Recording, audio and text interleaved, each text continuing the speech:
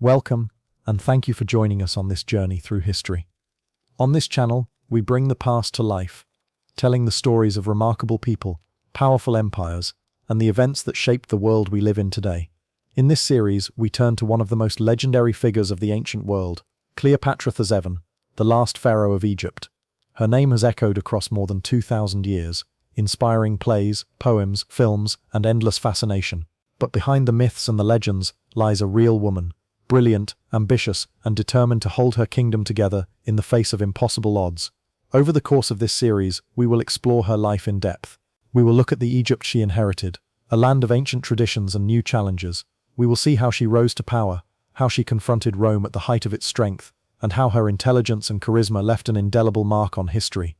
This is not just the story of Cleopatra herself, it is the story of a world in transition, a world where the old kingdoms of the East gave way to the dominance of Rome, a world where knowledge, culture, and power converged in the city of Alexandria, and a world where one woman dared to stand against the tide of empire. So whether you are here to relax and listen to history unfold, or to study and learn in detail, you are in the right place. Settle in, and prepare to journey back more than 2 millennia, to the banks of the Nile, the streets of Alexandria, and the dramatic life of a queen whose legend still burns bright.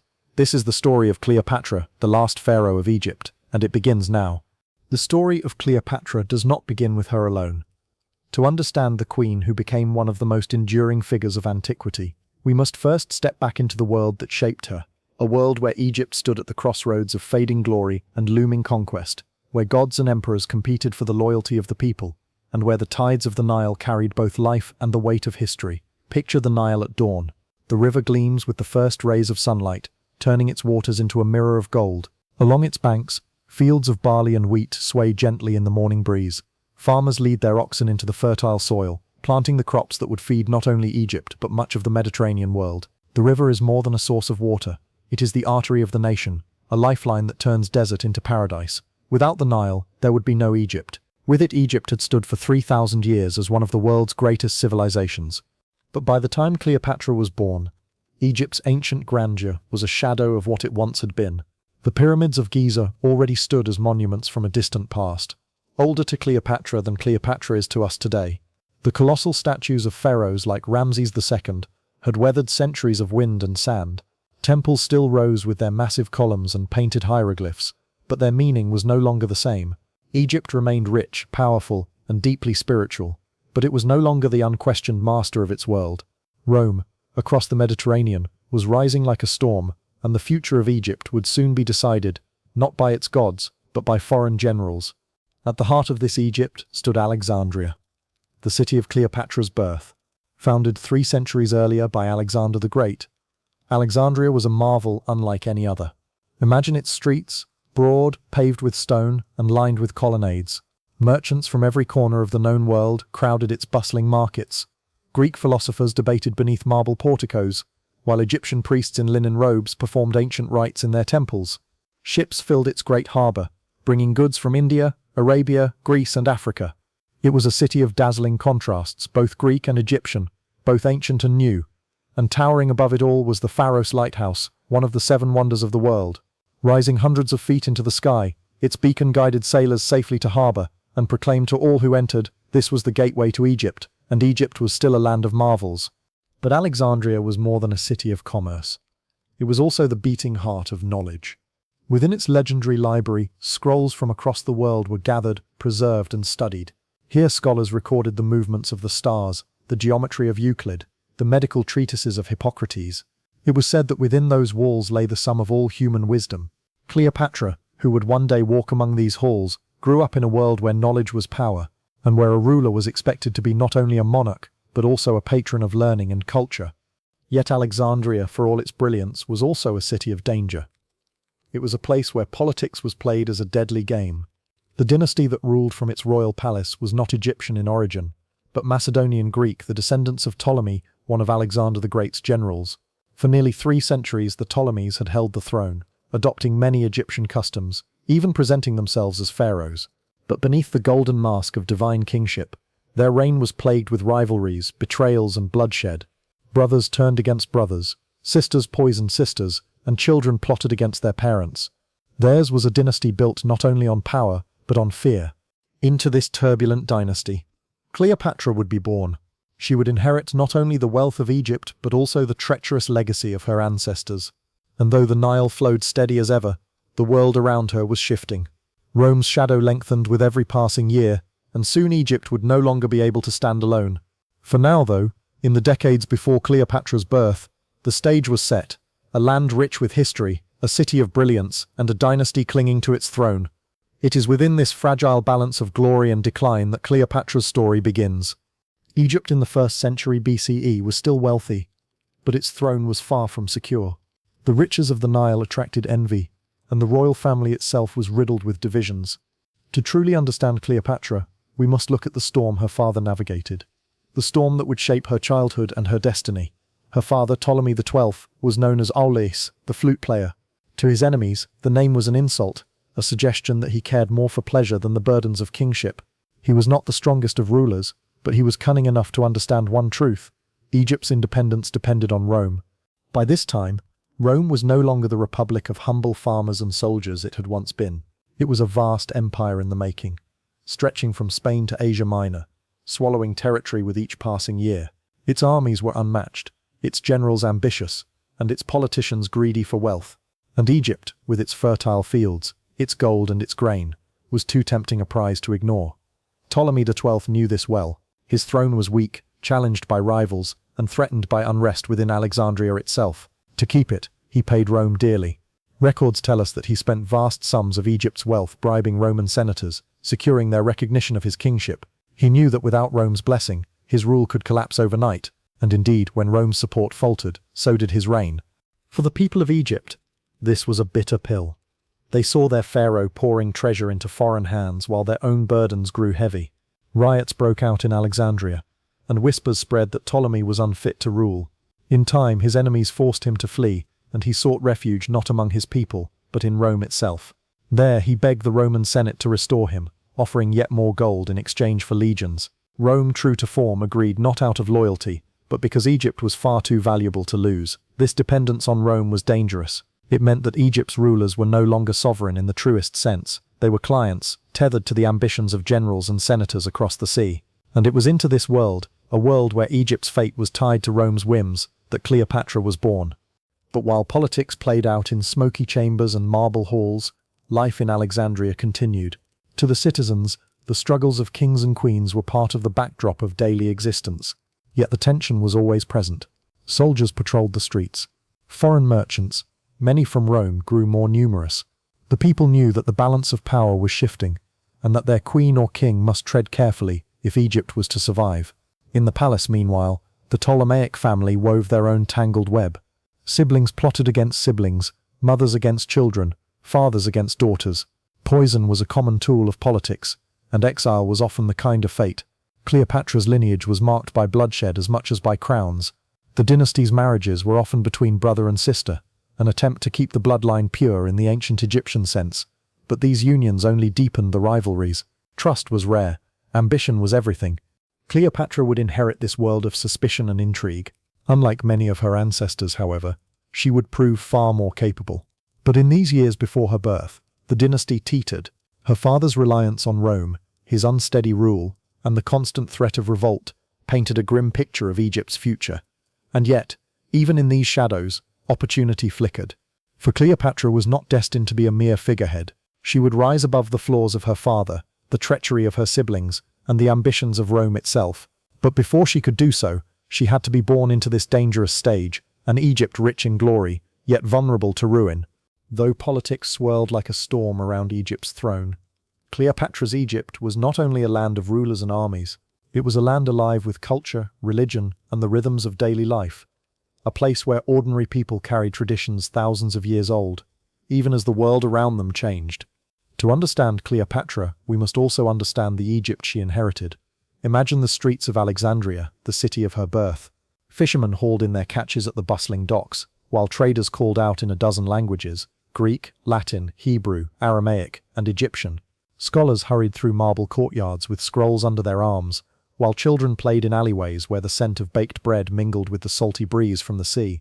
At night, oil lamps flickered along the great avenues, and music spilled from courtyards where wealthy citizens entertained their guests with feasts and song. Alexandria was a melting pot, a crossroads of the ancient world. Yet, outside the city's glittering walls, lay the timeless Egypt of the Nile. Farmers followed the rhythm of the flood, planting in the rich black soil that the river left each year. Villages dotted the countryside, their mud brick houses shaded by palm trees. Life here was simple, but it was steady, rooted in traditions that stretched back to the time of the pyramids. Offerings were still left at village shrines, and prayers rose daily to Osiris, Isis, and Horus. Even as Greek rulers claimed the throne, the old gods endured, shaping the faith of the people. Religion was at the heart of Egyptian identity, and Cleopatra's dynasty knew it. Though Macedonian by blood, the Ptolemies adopted the title of pharaoh, presenting themselves as chosen by the gods. They sponsored temples, performed sacred rituals, and were depicted in the age-old style of Egyptian kingship, offering gifts to Horus or receiving blessings from Ra. Cleopatra, more than any of her ancestors, would embrace this dual role, weaving together her Greek heritage with Egyptian tradition. It was not mere politics, it was survival. To rule Egypt, one had to be both pharaoh and queen, both Greek monarch and daughter of Isis. Education, too, was a mark of the age. In the royal palace, young heirs were taught not only politics, but also philosophy, literature, mathematics, and languages. Most of Cleopatra's ancestors spoke only Greek, the tongue of their Macedonian forefathers. But Cleopatra herself would later master many tongues: Latin, Egyptian, Hebrew, and others. This gift would set her apart, allowing her to speak directly to her subjects, to generals, to ambassadors, without interpreters, without barriers. It was one of the reasons she would be remembered, not merely as a queen, but as a stateswoman. As we picture this world, we come at last to Cleopatra's birth. The year was 69 BCE. In the royal palace of Alexandria, beneath gilded ceilings and guarded halls, a child was born to Ptolemy XII and his queen.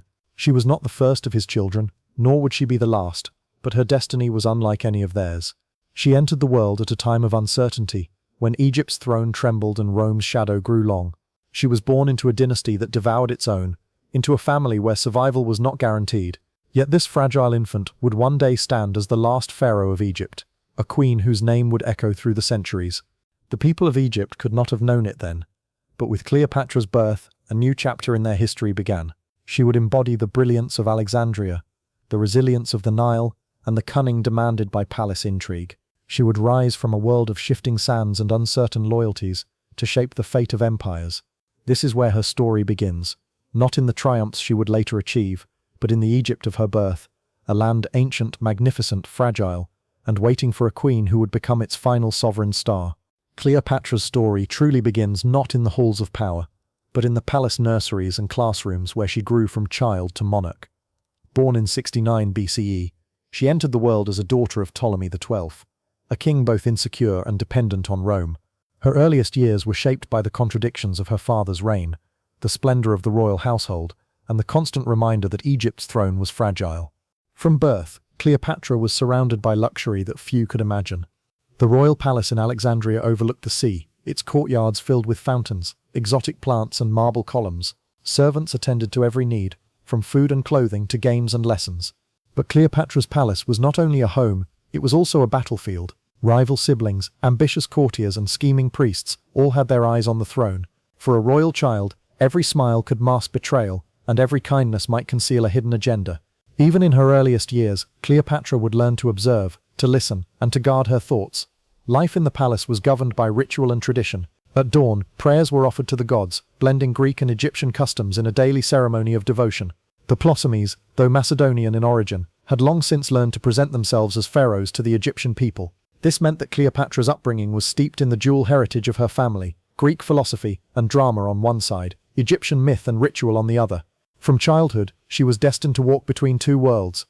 The young Cleopatra was not alone in the palace. She grew up alongside her siblings, including sisters Arsinoe and Berenice, and brothers Ptolemy XIII and XIV.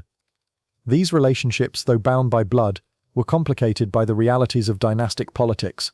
In the Ptolemaic family, siblings were not simply companions, they were rivals, and sometimes enemies.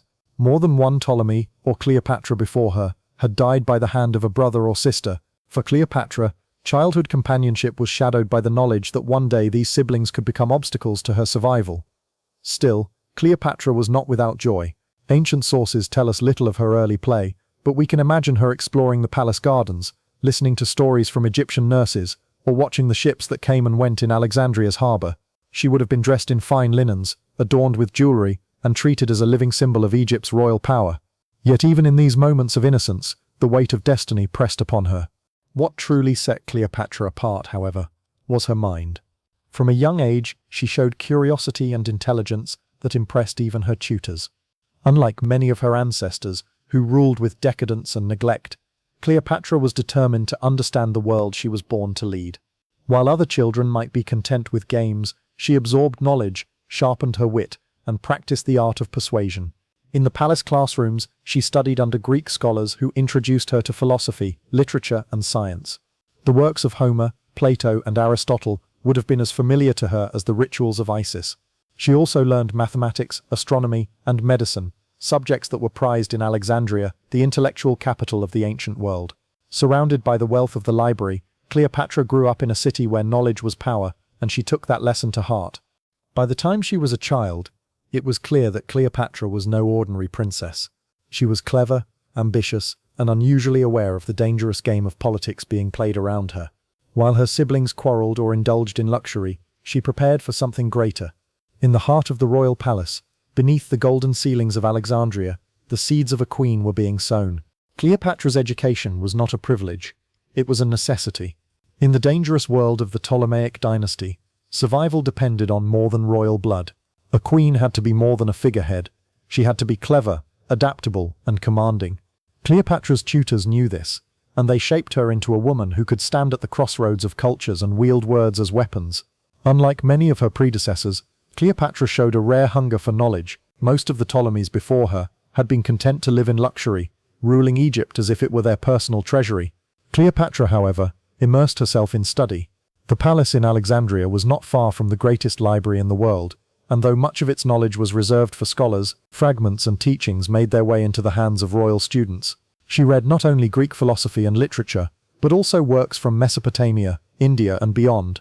Alexandria was a crossroads of civilizations, and Cleopatra absorbed its wisdom like a sponge. One of her greatest strengths was her gift for languages. While most of the Ptolemies clung to Greek, refusing even to learn the tongue of their own subjects, Cleopatra broke the mold.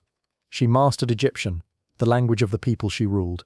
This alone set her apart, for it allowed her to speak directly to her subjects without interpreters, a powerful gesture in a land where language was deeply tied to identity. Ancient writers noted that she could converse in many tongues: Latin, Hebrew, Aramaic, and others.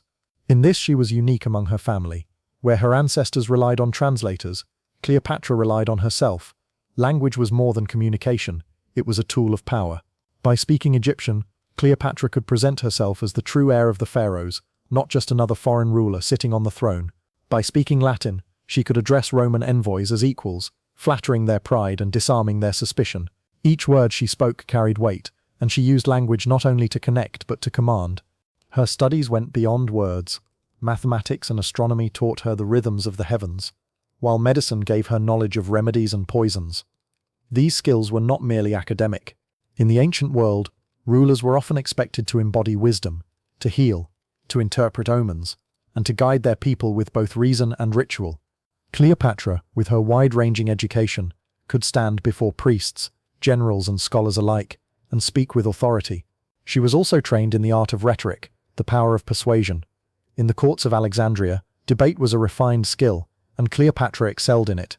Ancient sources describe her voice not as the most beautiful, but as one of the most compelling. When she spoke, she held her audience, not with sweetness, but with force of presence.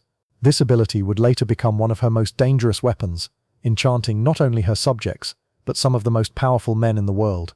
But Cleopatra's education was not confined to books and tutors. From an early age, she witnessed the fragile politics of her father's court. She saw Ptolemy XII struggle to maintain power, watched envoys from Rome bargain and threaten, and learned that the throne of Egypt was not a secure inheritance but a prize constantly at risk. These lessons sank deep into her mind. While her siblings may have been sheltered by indulgence, Cleopatra was shaped by reality. In her, intelligence fused with ambition. She was not satisfied to be merely another princess in the Ptolemaic line. She saw the failures of her ancestors and resolved not to repeat them. For Cleopatra, knowledge was not only a shield against danger, but also a weapon to carve out her destiny. By the time she entered her teenage years, she was already something rare, a royal woman who could think, speak, and act with the sharpness of a statesman. Her education had given her the tools, but the storm of politics was about to test whether she could wield them. As Cleopatra grew into her teenage years, the palace around her became ever more dangerous. What had once been the secure domain of childhood now revealed itself as a nest of serpents, each sibling, each courtier, each Roman envoy, a potential ally or assassin. For Cleopatra, these years were her true schooling, a test of survival, cunning, and ambition. Her father, Ptolemy XII, was restored to the throne with Roman support after being driven into exile. His return was a triumph bought with Egyptian gold and Roman swords, but it came at a cost. Rome's presence in Egypt became undeniable. Envoys, merchants, and soldiers filled Alexandria, and the people began to whisper that their pharaoh was no longer master of his own kingdom. Cleopatra, watching from the sidelines, understood what many did not. Egypt's future would depend on balancing the pride of its people with the demands of Rome. It was a lesson she would never forget. Within the palace walls, the atmosphere was no less volatile. Cleopatra's siblings, Arsenio, Berenice, and Ptolemy XIII, each harbored ambitions of their own. They were taught, as she was, that the throne was the ultimate prize.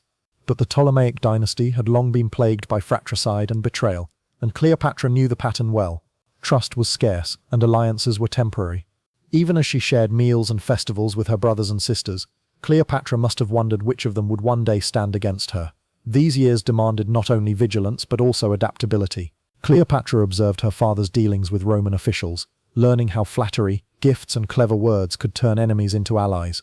She saw how public ceremonies could calm unrest, how appearances of piety at Egyptian temples reinforced legitimacy, and how neglecting such duties could provoke rebellion. Step by step, she was learning the craft of rule, not from books but from the living theatre of her father's precarious reign.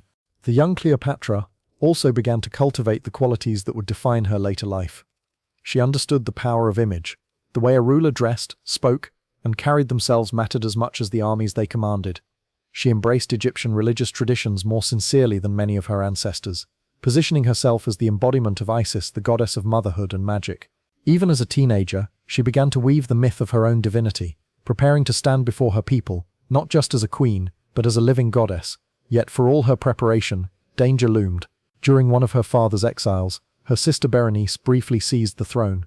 The rebellion ended in blood, but it revealed the fragility of the dynasty. Cleopatra would have seen the peril firsthand, that a moment of weakness could unravel everything, and that family was often the deadliest enemy. Such experiences hardened her resolve. To survive, she would have to be not only clever, but ruthless when necessary. By the time Cleopatra reached her late teens, she was no longer merely a princess in waiting. She was a woman marked by destiny, trained by the best tutors of Alexandria, tested by the chaos of her family, and sharpened by her father's uneasy alliance with Rome. She had learned the value of knowledge, the necessity of charm, and the inevitability of danger. Her time in the shadows was nearly over. Soon, Cleopatra would be thrust into the heart of Egypt's struggles, her life intertwined with the fate of her kingdom. The girl who had listened carefully, studied tirelessly, and watched silently from the edges of power was ready to step forward.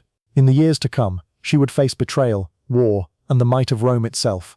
But already, within the palace walls of Alexandria, the making of a queen was complete. The year was 51 BCE. In the royal palace of Alexandria, the reign of Ptolemy XII came to its end. The king who had clung to power through Roman favor, who had squandered Egypt's wealth on bribes, and struggled to maintain his throne, now lay dead. His death left a vacuum at the very heart of Egypt's monarchy, a throne balanced on the edge of chaos. In his will, Ptolemy XII had named his children as successors, his young son Ptolemy XIII, barely a boy, and his 18-year-old daughter Cleopatra. It was a choice that reflected the traditions of the dynasty, siblings sharing the throne, bound by marriage and rule. But in practice, it was an arrangement destined for conflict. A kingdom as vast and wealthy as Egypt could not be shared easily, especially between a girl on the cusp of womanhood and a boy surrounded by ambitious advisors eager to use him as their puppet. At first, Cleopatra stepped forward as the dominant figure. She was older, wiser, and far more prepared than her brother. While Ptolemy XIII remained in the shadow of his guardians, Cleopatra quickly assumed the role of monarch. She signed official decrees in her name alone.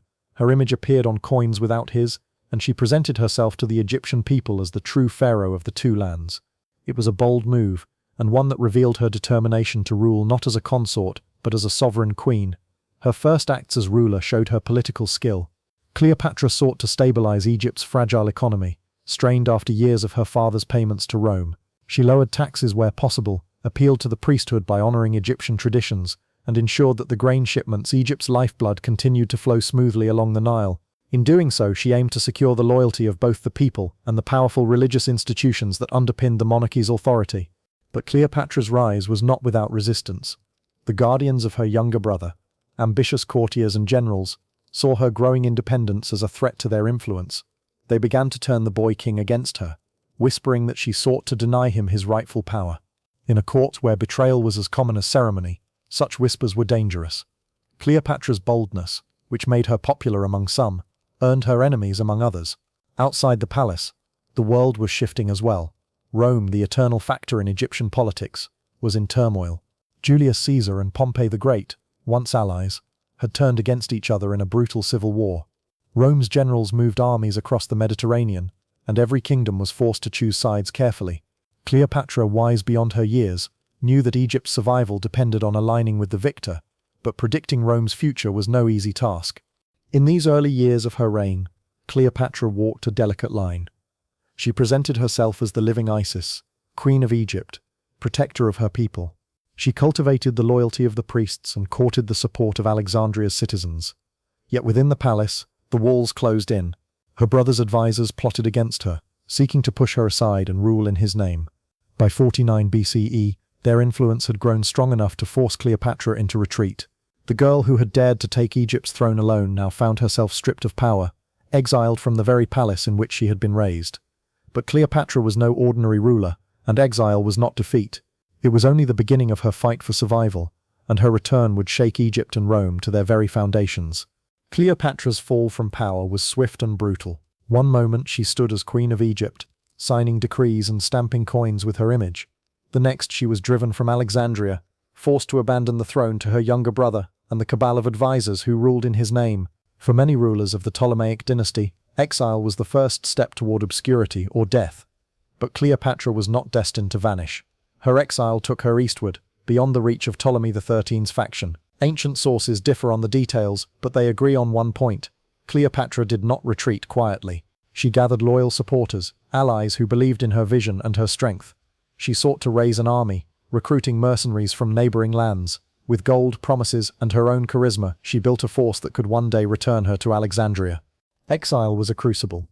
Cleopatra, still barely 20, had to prove she could lead not just from a throne but from the uncertainty of the road. She negotiated with foreign leaders, secured supplies, and kept her followers loyal in the face of hardship. Each step tested her resolve, and each challenge honed her abilities.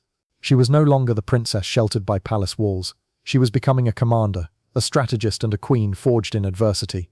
Meanwhile, Alexandria seethed. Ptolemy XIII's guardians, intoxicated by power, governed harshly. Their rule alienated citizens, priests, and nobles alike. Taxes rose, grain shipments faltered, and whispers spread that Cleopatra had been the better ruler. Her absence did not erase her influence, it magnified it. The people remembered the young queen who had spoken their language, who had honored their traditions, who had ruled with confidence rather than fear. Cleopatra, even in exile, remained a presence that haunted her enemies. But the most dangerous storm brewing was not in Egypt, but in Rome.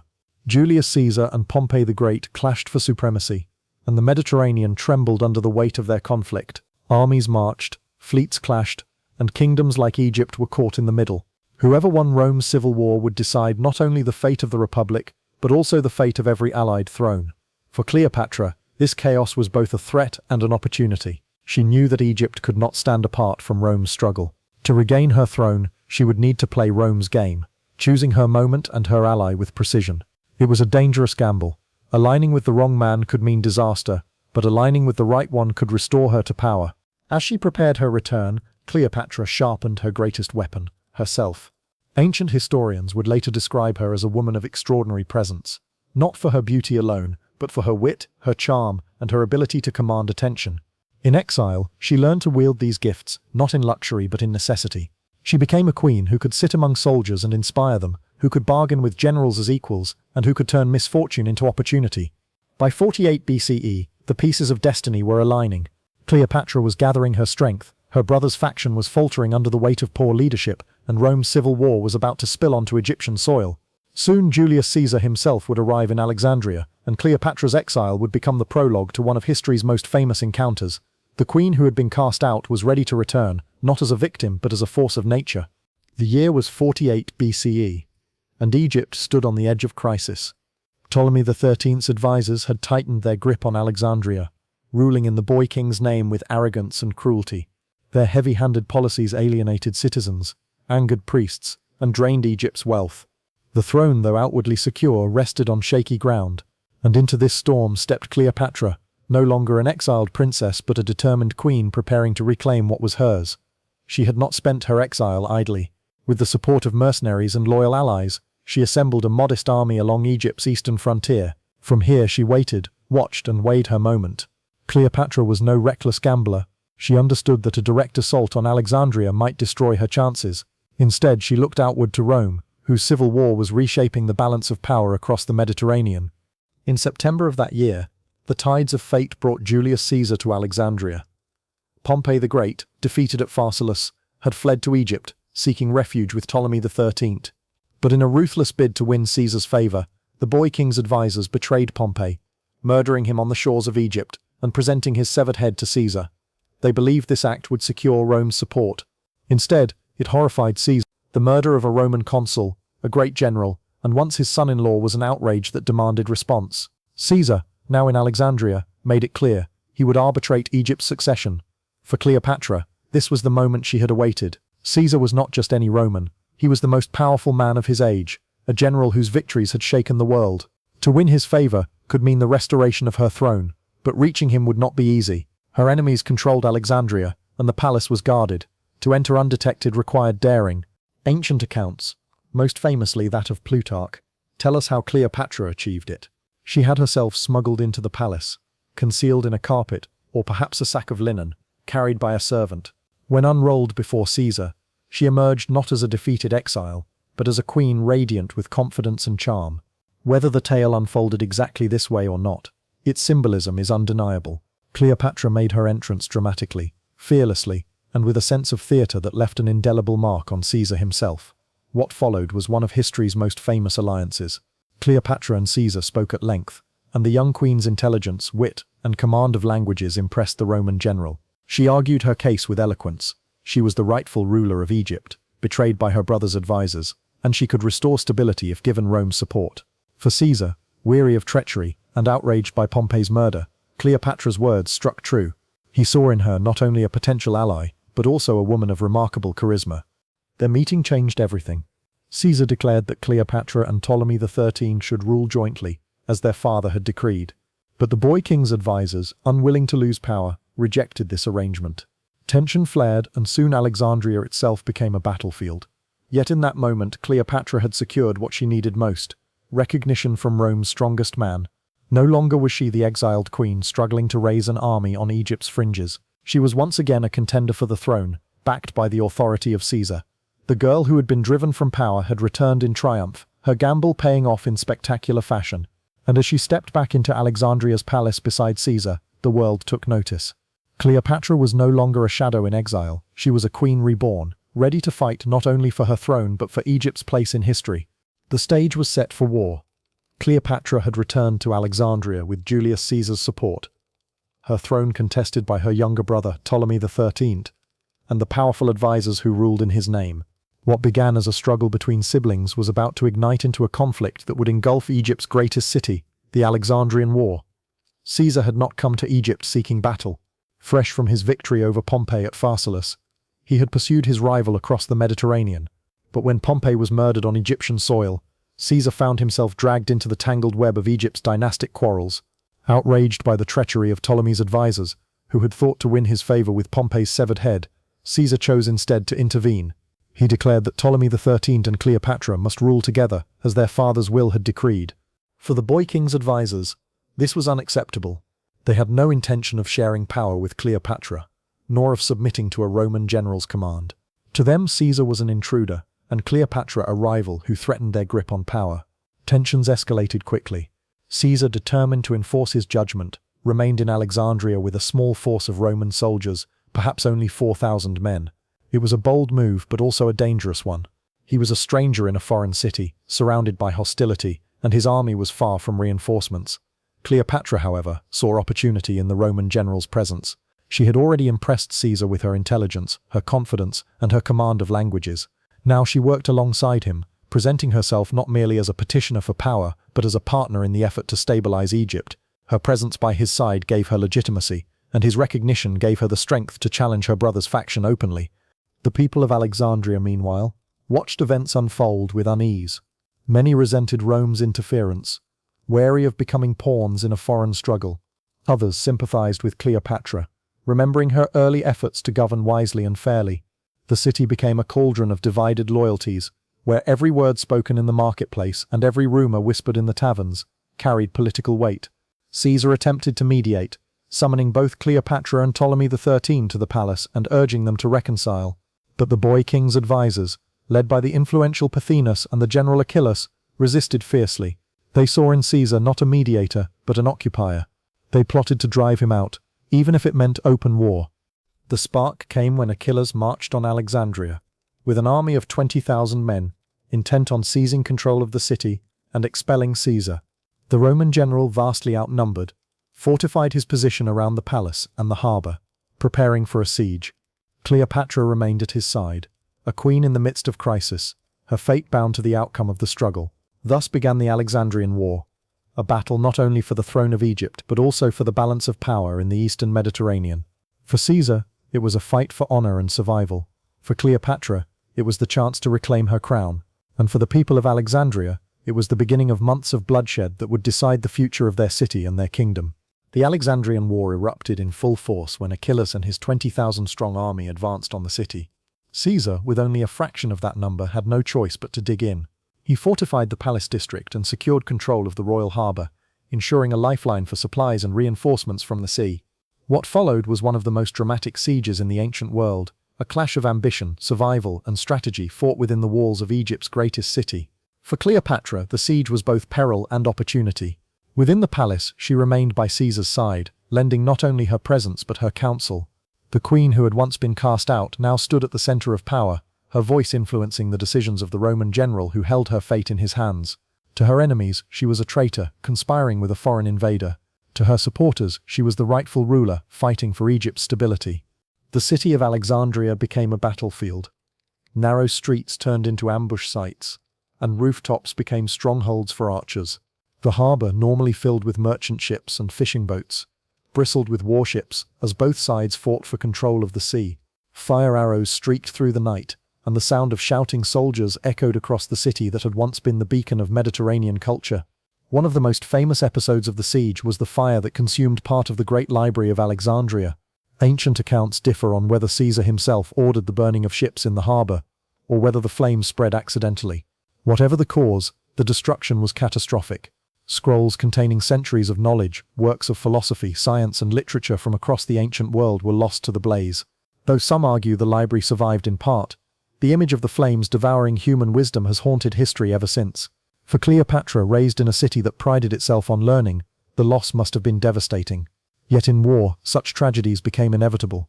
Despite being outnumbered, Caesar proved his brilliance as a commander. He used the palace district's defenses to his advantage, launching sudden counterattacks and cutting off enemy advances. Roman discipline held firm against waves of attackers, and Cleopatra's presence bolstered the morale of those loyal to her cause. Still, the situation was dire. Supplies ran short, and Caesar's men grew weary under constant assault. Cleopatra herself played a role beyond the palace walls. Ancient stories suggest she worked to rally Egyptian support, appealing to the priesthood and to those who remembered her earlier rule. She portrayed herself as the queen betrayed by corrupt advisors, standing with Rome not out of weakness but out of necessity to save her kingdom from ruin. Her ability to frame herself as both Egyptian and Greek, both monarch and divine daughter of Isis, allowed her to strengthen her claim even amidst the chaos. As the siege dragged on, it became clear that neither side would yield easily. Achillas's forces pressed hard, but Caesar's skill and Cleopatra's legitimacy held the palace district together. The fate of Egypt hung in the balance, and every day brought new risks of betrayal, starvation, or defeat. But the war was far from over. Reinforcements for Caesar were on the horizon, and Ptolemy XIII's advisors were growing desperate. The struggle for Alexandria would not only determine who sat upon the throne of Egypt, it would decide whether the ancient kingdom remained independent, or became yet another jewel in Rome's growing empire. The siege of Alexandria dragged into months, testing the endurance of both sides. Inside the palace district, Caesar's men fought with iron discipline, while Cleopatra stood firm, her very presence a reminder of the legitimacy they defended. Outside the walls, the boy king's advisors tightened their grip on Ptolemy XIII, pushing him to defy both his sister and the Roman general. The city, once a beacon of learning and culture, had become a war zone, its streets scarred by fire and blood. But Caesar knew the stalemate could not last. He needed reinforcements. His messages to allies and legions abroad had been sent across the sea, calling for aid. And finally, relief arrived. Forces loyal to Caesar landed in Egypt, bolstering his small army with thousands of fresh troops. With renewed strength, Caesar prepared to strike decisively. The final battles were fought not only within Alexandria, but also along the Nile. Ptolemy XIII's forces clashed with Caesar's reinforcements in a desperate attempt to hold the kingdom. Yet against Rome's discipline, strategy, and superior leadership, the young king's army crumbled. Amid the chaos, Ptolemy XIII himself attempted to flee across the river. His flight ended in tragedy. According to ancient accounts, his boat capsized in the Nile, and the boy king drowned beneath its waters. The image of the 13-year-old monarch, lost in the current, became a symbol of the dynasty's fragility, an heir swept away by the tide of history. With Ptolemy XIII dead, the war's outcome was decided. Cleopatra, now firmly supported by Caesar, emerged triumphant. She was restored to the throne of Egypt, this time not as a co-ruler overshadowed by advisors, but as the true queen. To preserve the illusion of dynastic continuity, Caesar declared that she would rule alongside her younger brother, Ptolemy XIV, a boy too young to threaten her authority. In reality, Cleopatra reigned supreme. The cost of victory had been high. Alexandria had suffered months of fighting, and the scars of the siege would linger for years. Yet Cleopatra wasted no time in consolidating her power. She moved swiftly to restore order, lower tensions, and re-establish Egypt's stability. She honored the gods, supported the priesthood, and assured her people that their queen had prevailed not as Rome's servant, but as Egypt's protector. For Caesar, the Alexandrian War was a costly distraction from his larger struggle for supremacy in Rome. But in Cleopatra, he found not only an ally, but also a partner. Their bond, forged in the fires of war and sealed by mutual ambition, would soon transform into one of history's most famous relationships. And so, with the smoke of battle still rising over Alexandria, Cleopatra stood victorious. She had faced exile, betrayal, and overwhelming odds, yet she had returned stronger than before. At barely 21 years old, she was now queen in truth, her crown secured by her intelligence, her resilience, and her alliance with the most powerful man in the Mediterranean. The war was over, but Cleopatra's story was only beginning. Ahead lay triumph and tragedy, romance and war, glory and downfall. For now, though, Egypt had its queen, and she stood radiant in her victory. Cleopatra, the last pharaoh, reborn in the ashes of the Alexandrian War. When the dust of the Alexandrian War settled, Cleopatra emerged, not as a displaced exile, but as the undisputed queen of Egypt. At just 21 years old, she had weathered betrayal, exile, and civil war, and had returned to the throne stronger than ever. Yet victory was not the end of her struggle. It was the beginning of an even greater test. Ruling Egypt, scarred and unstable after months of siege, required not only strength but vision. Her first task was to stabilize the kingdom. Alexandria, once a shining jewel of the Mediterranean, had been ravaged by fighting. Its harbor had been scarred by fire, and parts of the city lay in ruins. Cleopatra knew that her legitimacy as queen depended not only on her victory, but on her ability to restore order and prosperity. She moved quickly to calm unrest, lower tensions, and assure the people that Egypt's future was secure under her leadership. Religion was one of her greatest tools. Unlike many of her Ptolemaic predecessors, Cleopatra embraced her role as pharaoh in the Egyptian sense.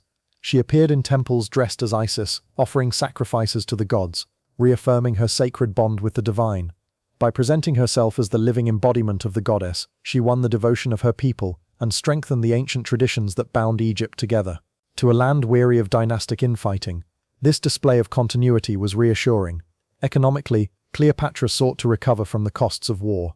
Grain shipments along the Nile had to be restored, trade routes reopened, and taxes carefully balanced. She could not afford to alienate her people with heavy burdens, yet she also needed revenue to rebuild. Her skill lay in walking this narrow line, ensuring that Egypt's wealth once again flowed, both to sustain her kingdom and to secure her alliance with Rome.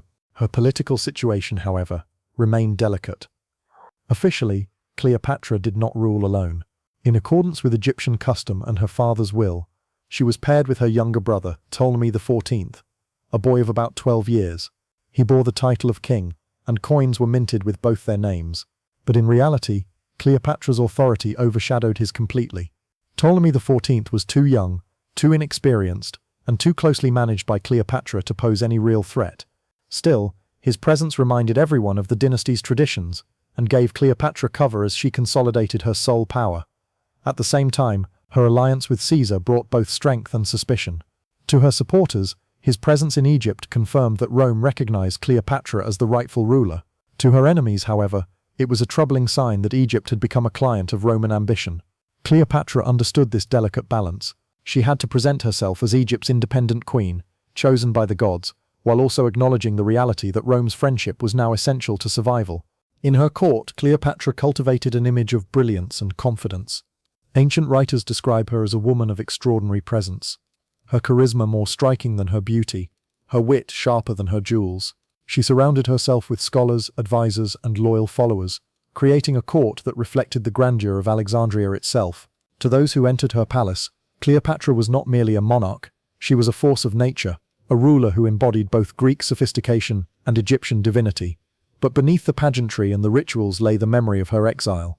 Cleopatra had learned the cost of weakness, and she would never allow herself to be cast out again.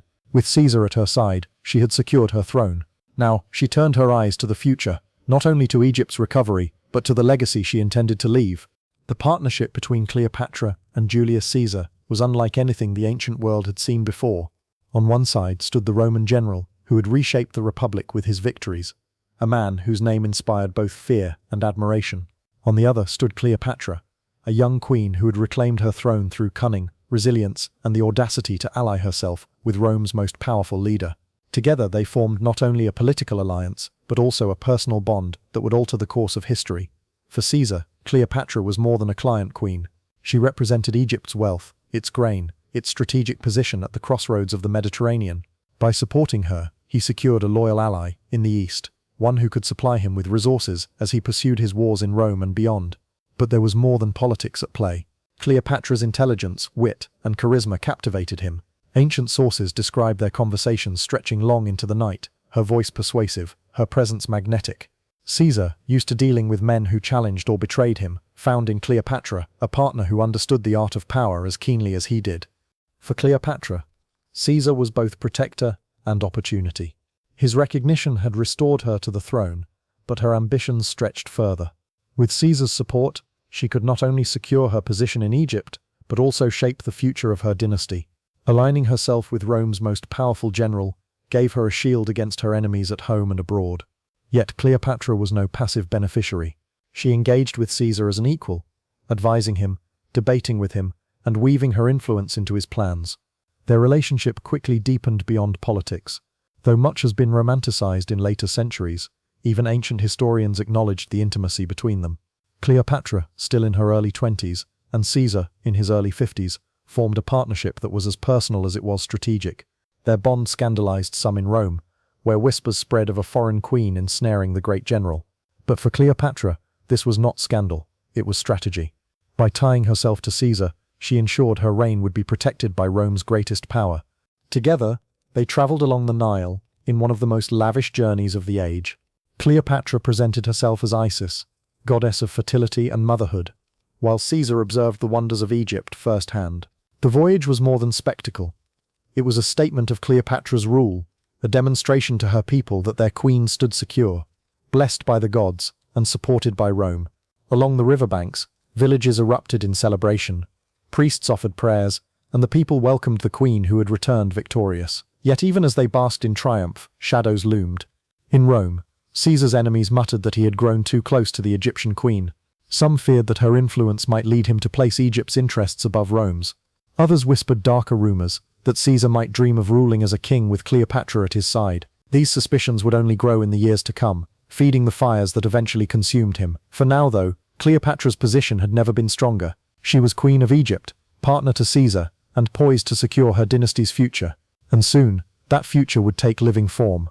For Cleopatra was expecting a child, the son who would unite the blood of Egypt and Rome, and whose very existence would send ripples of fear through Caesar's rivals. In 47 BCE, Cleopatra gave birth to a son. His name was Ptolemy XV Philopator Philometor Caesar, though history would remember him simply as Caesarion, Little Caesar. His arrival was more than a royal birth. It was a declaration of legitimacy, a living bond between Egypt and Rome, and a challenge to every rival who might contest Cleopatra's throne. For Cleopatra, Caesarion was the embodiment of her vision for the future. With him she secured her dynasty's continuation, linking it not only to the ancient pharaohs of Egypt, but also to Julius Caesar, the most powerful man in the world. In the eyes of her subjects, Caesarion was not merely a child, he was the son of a goddess queen and a Roman conqueror, a symbol of hope that Egypt would remain strong amidst the storms of empire. The birth of Caesarion was celebrated with grandeur. Temples proclaimed blessings, priests hailed the divine child, and Cleopatra presented herself once again as Isis, the mother goddess, bringing forth the savior of her people. Statues, inscriptions, and coins began to reflect this imagery, binding the boy's destiny to both divine tradition and royal power. In him, Cleopatra placed her greatest hopes. For Caesar, the situation was more complex. Though he did not openly acknowledge Caesarion as his son in Roman records, Cleopatra made the connection unmistakable. In Alexandria there was no doubt, the child was his. The idea of a Roman general fathering a future pharaoh unsettled many in Rome, where fears of monarchy still haunted the republic. But in Egypt, the symbolism was perfect. Caesarion was the heir to two worlds, a bridge between East and West. With Caesarion's birth, Cleopatra's position grew even stronger. She now had not only her own charisma and authority, but also an heir whose bloodline bound Egypt to Rome. Any who sought to depose her would have to reckon not only with her, but with the child she carried forward as the dynasty's promise. Yet this triumph came with new uncertainty. Caesar could not remain in Egypt forever. His wars in Rome called him back, and his enemies grew bolder each day. By the spring of 47 BCE, he prepared to depart Alexandria, leaving Cleopatra on the throne. For her, this was both a relief and a risk. She would rule without his immediate presence, but she would also face the challenge of maintaining her authority without Rome's strongest man at her side. Before he left, Caesar ensured that Cleopatra's reign was secured. Her younger brother, Ptolemy XIV, remained as nominal co-ruler, but he was a figurehead, overshadowed by Cleopatra's dominance. With Caesarion in her arms and Rome's tacit support behind her, Cleopatra stood at the height of her power. As Caesar sailed back toward Rome, the Queen of Egypt watched from the harbor, her infant son beside her. She had survived exile, reclaimed her throne, and now held the future of her dynasty in her arms. The world would soon change again. Rome would erupt in new wars, Caesar would face both triumph and betrayal, and Cleopatra would once more be drawn into the storm. But for this moment, she stood victorious. She was no longer simply a queen restored to power. She was a mother, a goddess in the eyes of her people, and the architect of a new legacy. Cleopatra and Caesarion together embodied a vision of Egypt reborn, a vision that would shape the next chapter of her extraordinary life. In the summer of 46 BCE, the Tiber River bore witness to a sight few Romans could have imagined. The arrival of Cleopatra VII, Queen of Egypt, sailing into the heart of the Republic. She came not as a captive dragged in chains, as so many foreign monarchs had before her, but as a guest, an ally, and the mother of Julius Caesar's only acknowledged child. Her presence in Rome was a spectacle that fascinated some, scandalized others, and hinted at a future many Romans feared. The voyage itself was a declaration of power. Cleopatra did not slip quietly into the city. She traveled with attendants, guards, and the treasures of Egypt. Her ships, adorned with sails dyed in brilliant colors, carried her retinue across the Mediterranean like a floating palace. When she disembarked, she did so with the elegance of a goddess queen, every step a reminder that she was not merely a visitor, but a sovereign ruler. Julius Caesar received her warmly. By this time, he had returned to Rome triumphant, having defeated his rivals across the Mediterranean. He celebrated lavish games and processions, parading his victories before the people. Yet none of his triumphs were as unusual or as controversial as his decision to host Cleopatra in his villa across the Tiber. It was not the palace of the Capitoline, nor the halls of the Senate, but a private residence where she could live in comfort and safety, close enough to Rome's heart to be noticed by all. The Romans, ever curious and suspicious, were captivated by their exotic guest. Cleopatra was unlike the women of Rome, who lived largely in the shadows of public life. She was a queen who had fought in war, spoken directly to generals, and ruled her people as both monarch and goddess. Her dress, her bearing, and her presence were dazzlingly foreign. For the ordinary citizen, she was a living glimpse of the East, Egypt embodied in flesh and jewels. But for Rome's political elite, her presence was something far more dangerous. Cleopatra was not merely a guest. she was Caesar's companion. And at her side was her young son, Caesarion, whose very existence raised unsettling questions. If Caesar acknowledged the boy as his heir, what would that mean for Rome? Would a foreign queen's son one day lay claim to the Republic's destiny? Would Caesar himself dream of ruling not as a dictator, but as a king, with Cleopatra at his side as queen?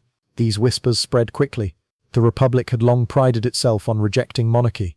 The very word rex, king, was an insult in Roman politics, a reminder of the tyrants they had cast out centuries earlier. Yet here was Caesar, hosting a queen in his villa, allowing her to move through Rome with the confidence of royalty, and raising doubts about his own intentions. For Cleopatra, however, Rome was not a stage of danger but of opportunity.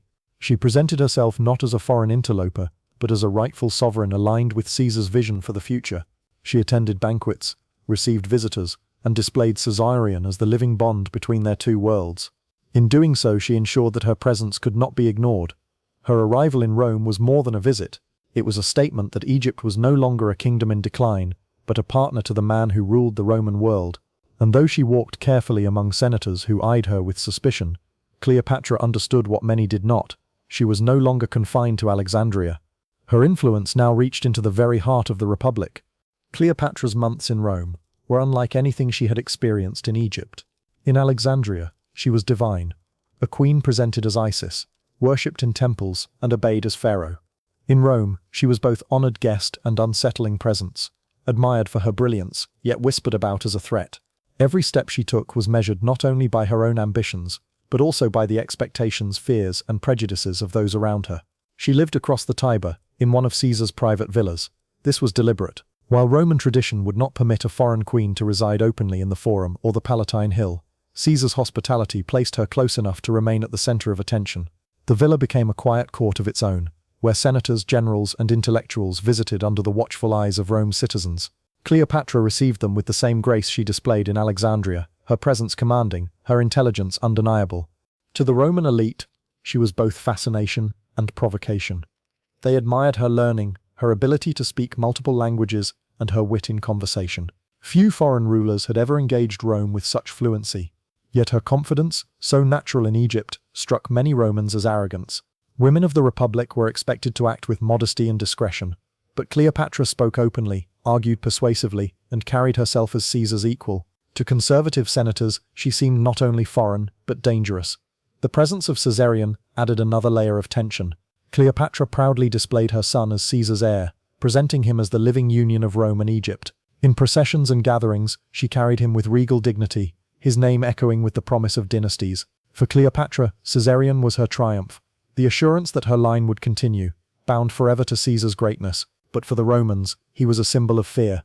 Was Caesar planning to make this boy his successor? Would Rome's destiny pass to a child born of a foreign queen, raised in the palaces of Alexandria? The questions stirred unease, feeding the whispers of monarchy that already haunted Caesar's rule. Cleopatra's influence on Caesar was equally scrutinized. They dined together, planned together, and appeared inseparable. Ancient accounts suggest that Caesar commissioned statues of Cleopatra depicted as Isis, set up in the temple of Venus Genetrix, the goddess he claimed as his ancestor. Such honors outraged Rome's conservatives. To them, this was not merely Caesar honoring an ally, but Caesar elevating a queen to divine status within the sacred heart of the Republic. It looked too much like kingship, too much like empire, too much like betrayal of Roman traditions, and yet Cleopatra thrived. She turned her villa into a hub of culture and diplomacy, hosting feasts that displayed the luxuries of Egypt, wine sweetened with honey, exotic fruits, and musicians playing melodies foreign to Roman ears. Senators who despised her in public found themselves enchanted in private, caught in the glow of her charisma. Even as enemies whispered, Cleopatra was building networks, weaving her presence into the fabric of Roman life. But she was not blind to the dangers. She knew she was a guest in a city that loathed queens, a city that had executed monarchs for daring to challenge its republic. Her strength lay in her alliance with Caesar, and her survival depended on his protection. She walked a narrow line, balancing her pride as queen with the need to appear as a loyal partner to Rome's greatest man. In this balance, Cleopatra revealed the full measure of her political genius. She could dazzle without overreaching, charm without surrendering, and influence without commanding. She was more than Caesar's guest, she was his partner, and her presence in Rome made her not only a queen of Egypt, but a player in the fate of the Republic itself. As Cleopatra settled into life in Rome, admiration and resentment grew in equal measure. To the people of the city, She was an exotic marvel, an Egyptian queen of dazzling intellect and divine bearing. To Caesar's allies, she was a symbol of his triumphs abroad, proof that even the rulers of ancient kingdoms bent to his influence. But to his enemies, she was something far more troubling. Evidence that Caesar's ambitions reached beyond the Republic's traditions, toward monarchy itself. The Romans prided themselves on having cast off kings centuries earlier. Their hatred of monarchy was woven into their identity. Dictators had been tolerated in times of emergency, but never crowned rulers. Yet rumors spread that Caesar, intoxicated by his power and enchanted by Cleopatra, was preparing to crown himself king. Whispers claimed he might even rule not only Rome but also Egypt, with Cleopatra as his queen. These rumors, whether true or not, inflamed suspicion and fear. Cleopatra herself became the focus of scandal. Conservative senators muttered that she had bewitched Caesar, that her presence clouded his judgment. Pamphlets and speeches hinted that Rome's destiny was being stolen by a foreign queen, her son Caesarion poised to inherit the Republic's future. The idea that Caesar might abandon Roman heirs in favor of a child born of an Egyptian mother was unthinkable to many. Yet Cleopatra, proud and confident, did nothing to hide her son. She paraded him openly, a living reminder of her bond with Caesar and of Egypt's claim to greatness. Caesar did little to silence these fears. He granted Cleopatra honors that seemed excessive to his critics. Statues of her likeness stood in Rome, a gesture unprecedented for a foreign monarch. He dined with her publicly, housed her in his villa, and allowed her to move in Roman society with a visibility no other queen had enjoyed. Each gesture deepened suspicion that Caesar was preparing something extraordinary, perhaps even a transformation of the Republic into a monarchy with Cleopatra at his side. Tensions in Rome reached their peak in early 44 BCE. Caesar, already declared dictator for life, seemed untouchable. But his display of power, crowned by Cleopatra's presence, pushed his enemies into desperate action. Senators who feared his dominance, who clung to the old ideals of the Republic, began to conspire. The question on every whispering tongue was the same: would Caesar make himself king? On the Ides of March 44 BCE, the question was answered with daggers. In the Senate chamber, Julius Caesar was struck down by the hands of men he had once called allies. The dictator of Rome, the man who had reshaped the Republic, lay dead at the base of Pompey's statue. And in the villa across the Tiber, Cleopatra waited in shock and uncertainty. Her protector gone, her future suddenly cast into shadow. For Cleopatra, Caesar's assassination was more than a personal tragedy. It was a political earthquake. The man who had secured her throne, fathered her child, and shielded her from her enemies was gone. Rome plunged into chaos once more, its factions tearing at each other, and Cleopatra found herself stranded in a city that had turned hostile overnight. She could no longer rely on Caesar's power. She would have to carve her own path, navigating the dangerous world left in the wake of his death. And so Cleopatra prepared to return to Egypt, carrying with her Caesarion, the son of the fallen dictator. She left Rome behind, but the mark of her presence remained. In the minds of many Romans, she was no longer just a guest or ally. She was a queen whose influence had reached too close to the heart of their republic. The world was changing again, and Cleopatra, widow of Caesar's legacy and mother of his son, would now face the storm alone. The Ides of March 44 BCE marked a turning point not only in Roman history, but also in Cleopatra's life. News of Caesar's assassination reached her villa across the Tiber like a thunderclap. The man who had restored her throne, fathered her son, and shielded her from her enemies was gone, struck down in the Senate chamber by men who once called themselves his friends. For Cleopatra, it was more than the loss of an ally. It was the collapse of the foundation upon which her position in Rome had rested. The streets of the city erupted in chaos. Rumors spread faster than truth. Some said Caesar had declared himself king, others claimed Cleopatra had bewitched him into tyranny, and still others whispered that her presence in Rome had hastened his downfall. Senators fled, mobs gathered, and the Republic trembled under the weight of uncertainty. In this atmosphere, Cleopatra's position became untenable. Without Caesar, she was no longer a welcome guest, but a symbol of everything Rome feared: foreign influence, monarchy, and ambition. Cleopatra understood the danger immediately. She had survived exile, siege, and civil war. She knew when to retreat. Gathering her attendants and her young son Caesarion, she prepared to leave the city quietly, but swiftly. Her departure was not marked by the grandeur of her arrival, no lavish procession, no display of wealth. Instead, she slipped away with the urgency of a woman who knew that every hour in Rome without Caesar's protection brought her closer to ruin. The voyage back to Egypt was heavy with uncertainty. Cleopatra carried more than treasures across the Mediterranean. She carried her son, the living link between herself and the slain dictator. To her, Caesarion was not just a child, he was a claim to legitimacy, a symbol of her bond with Rome, and perhaps in time, a rival to those who now sought to control Caesar's legacy. But she also knew that Caesarion's existence made them targets. If Rome's new leaders saw him as a threat, they would not hesitate to strike. As her ships sailed toward Alexandria, Cleopatra must have reflected on the fragile nature of power. Only months earlier, she had walked the streets of Rome as Caesar's partner, her son at her side, her position secure. Now she was a widow in all but name, her protector dead, her future uncertain, and her enemies emboldened. Yet she was no stranger to reversals of fortune. Just as exile had once hardened her resolve, this new disaster would demand all her cunning to survive. When Cleopatra returned to Alexandria, she stepped once more into her palace as queen, but the world had changed. Caesar's death had shattered the fragile balance between Rome and Egypt. The Republic now lay in turmoil, divided between Caesar's assassins who claimed they had saved Rome, and his loyalists who vowed to avenge him. Cleopatra, thousands of miles away, could not control these events, but she knew their outcome would determine Egypt's fate. For the moment, her priority was survival. She presented herself to her people as the goddess queen restored, carrying Caesarion as proof of her divine motherhood and her bond with Rome's greatest leader. Yet behind the pageantry lay uncertainty. Rome was once again at war with itself, and Cleopatra knew she would soon be forced to choose her allies carefully. The queen who had once entered Rome in triumph now returned to Egypt in mourning. But Cleopatra had faced loss before, and she had always found a way to turn defeat into opportunity. The death of Caesar was a tragedy, but for Cleopatra, it was also the beginning of a new and perilous chapter. Back in Alexandria, Cleopatra watched events unfold in Rome with a careful eye. Caesar's death had not restored the Republic as his assassins had promised. Instead, it plunged Rome into chaos once more.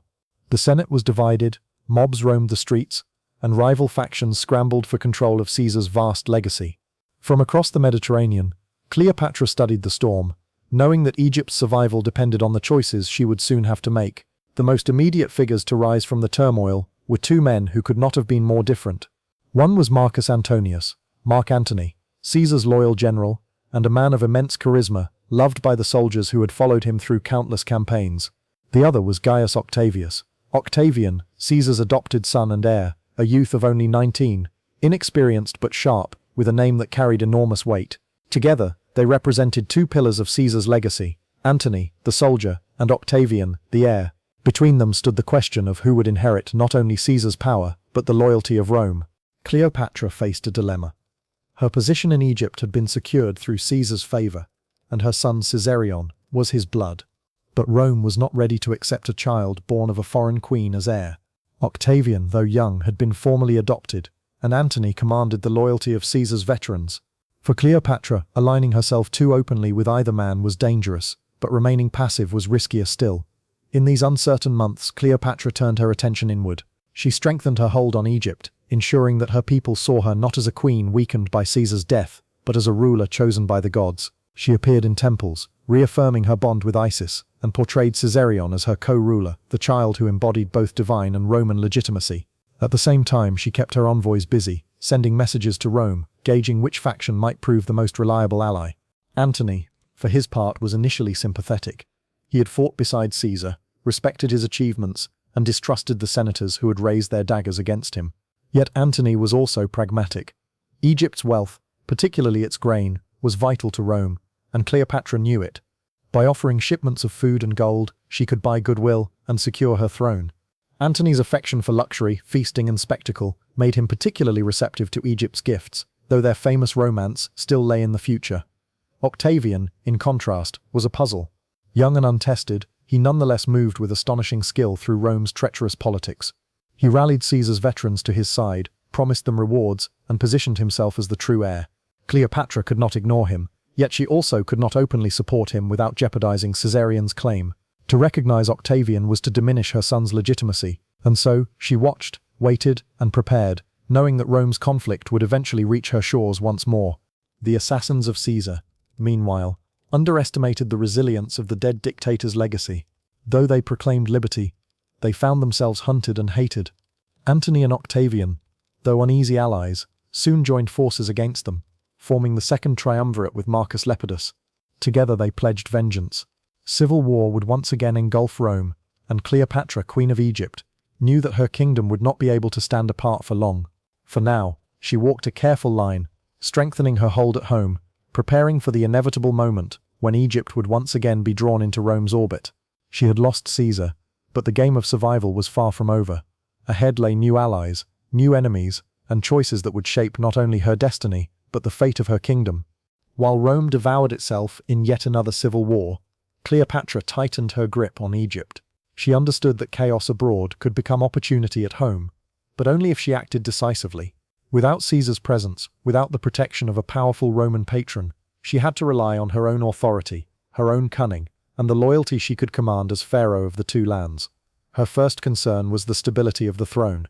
Officially, Cleopatra still ruled alongside her younger brother, Ptolemy XIV, who had been placed on the throne after Ptolemy XIII's death.